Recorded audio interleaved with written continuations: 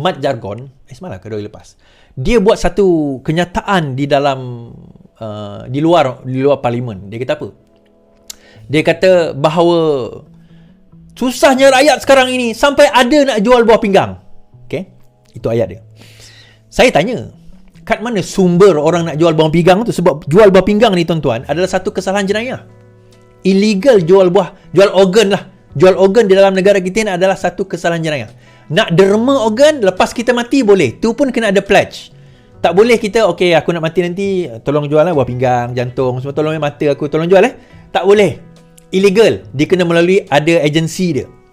Dan saya adalah pledge organ donor. Tuan-tuan pun patut jadi pledge organ donor. Pergi ke website, jadi organ donor. Jadilah organ donor. Okay? Dalam masa yang sama, dia kata ada orang yang sampai nak jual buah pinggang. Saya tanya mana sumbernya. Rupa-rupanya tuan-tuan, dia ambil daripada sumber palsu. Orang itu rupanya hari ini telah membuat pengakuan bahawa dia menafikan mahu jual buah pinggang. Kita baca. Okey, permohonan maaf secara terbuka. Nama TikTok dia adalah Daddy Kichi.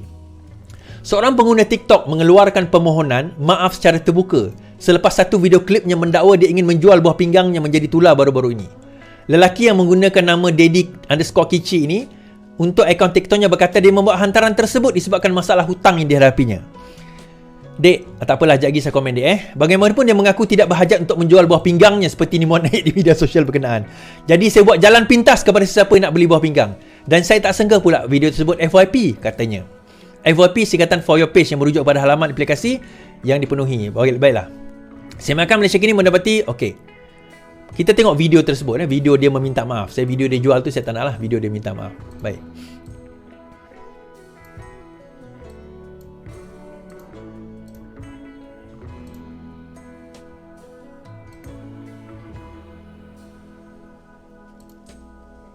Baik. Ada video ni.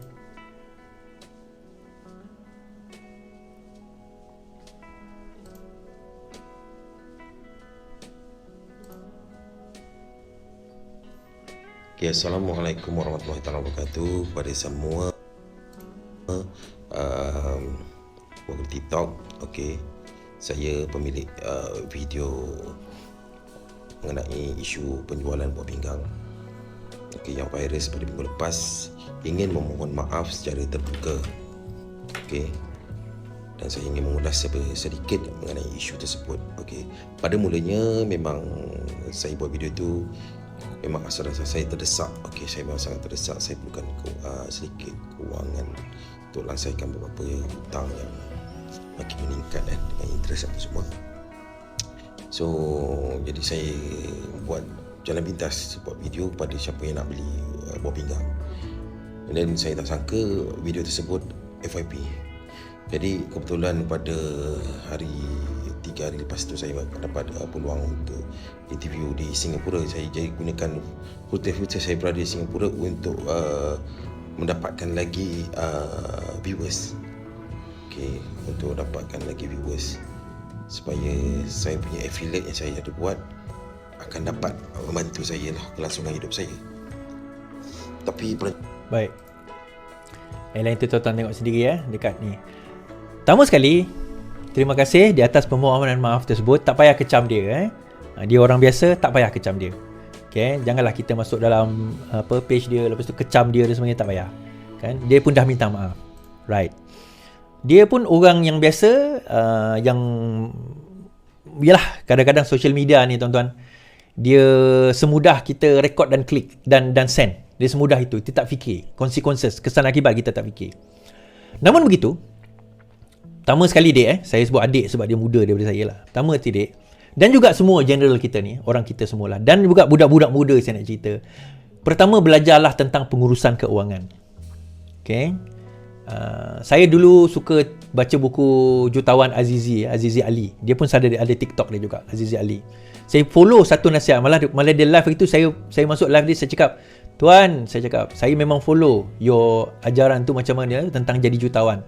Antaranya kalau kita mampu beli kereta harga 1,200, belilah kereta bawah 1,200. 1,000 ke 800 ke sebulan. Buat macam tu. Kerana kita tak tahu future kita macam mana. Lepas tu kita kena tahu di antara aset yang baik dan aset tak baik. Sorry, di antara hutang yang baik dan hutang tak baik. Di mana hutang yang membeli aset, yang memberi pulangan kepada kita, dan hutang yang tidak memberi pulangan kepada kita. Itu baca Robert T. Kiyosaki, Rich Dad Poor Dad. So, ilmu-ilmu macam ni tak ramai daripada kita ada. Kita ni, bukan saya nak kata budak tadi tu lah, tapi generally kita ni, kita suka, orang kata biar papai asal bergaya. Kan? Biar kita miskin tak apa, asalkan kita boleh beli barang dan nampak bergaya. Walaupun tak ada duit, yang penting minum Starbucks. Kalau rasa tak mampu, jangan. Live within your means. Orang pandang saya, dia kata, miskin betul Suhadi ni. Tak apalah. Sebab yang tanggung aku. Suhadi ni bawa kereta Myvi je. Tak apa. Yang tanggung aku. Yang bayar bulan-bulan aku. Alhamdulillah. Kereta Myvi saya pun dah habis bayar hutang dah. Kan? Poinnya adalah, tuan-tuan, isunya kadang-kadang bila kita dah terdesak macam tu, kan, mungkin mula-mula hidup kita mewah lah. Pada hidup mewah itulah yang kita kena beringat bahawa ada kemungkinan kita akan ada down kita. Okay, itu yang pertama. Yang keduanya, cerita ahli politik kita ni. Terus ambil fakta tersebut, tengok ada orang nak jual buah pinggang. Tengok sekali kantoi. Kantoi, tuan-tuan, rupanya tak ada pun. Nak jual, dia kata, bukan dah jual, nak jual buah pinggang.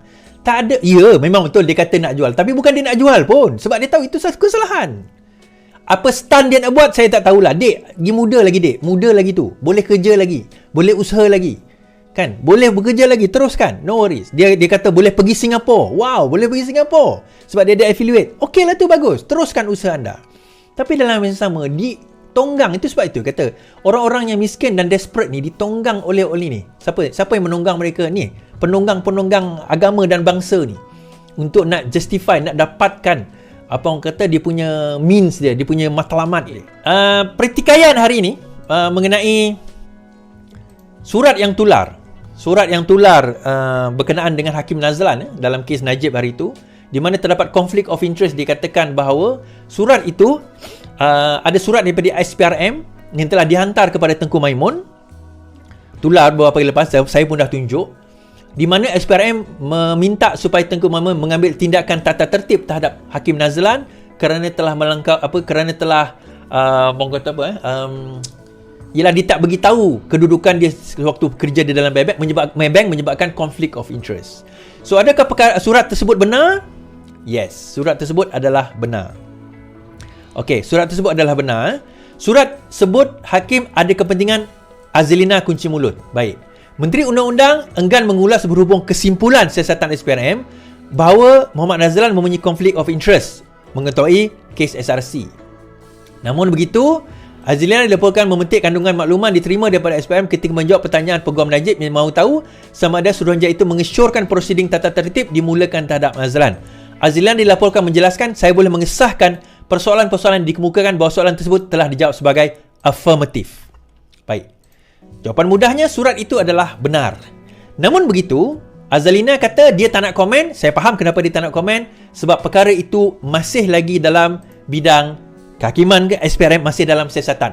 Masih lagi dalam perbincangan. Terima kasih siapa yang bagi gift tadi. Saya kata Fluffy Orange.